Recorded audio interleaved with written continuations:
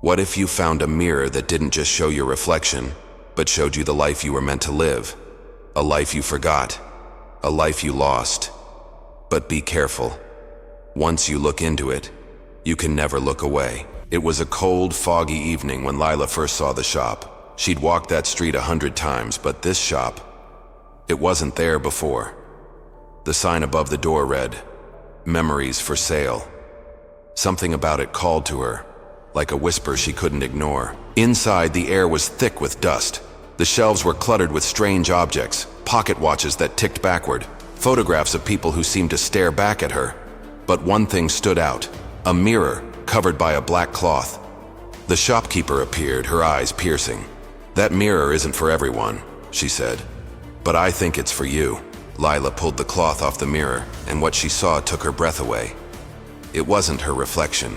It was her, but different, happier, surrounded by people who loved her, in a sunlit garden she'd never seen before.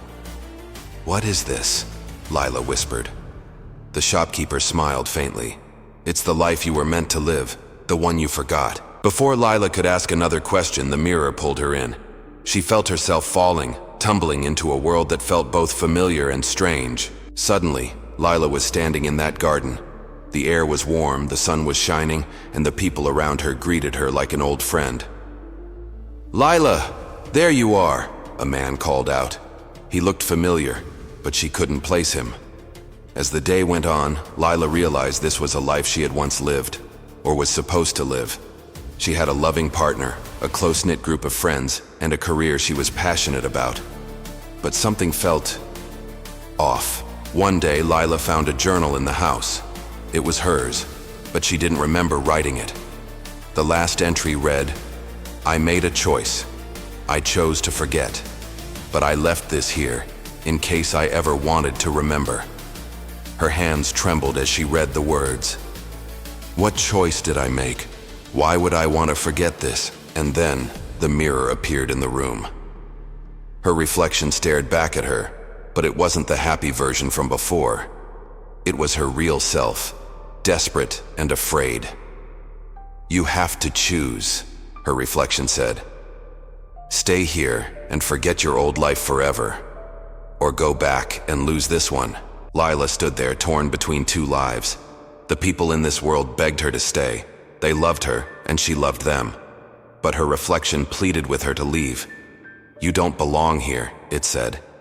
"This isn't real. It's just a memory."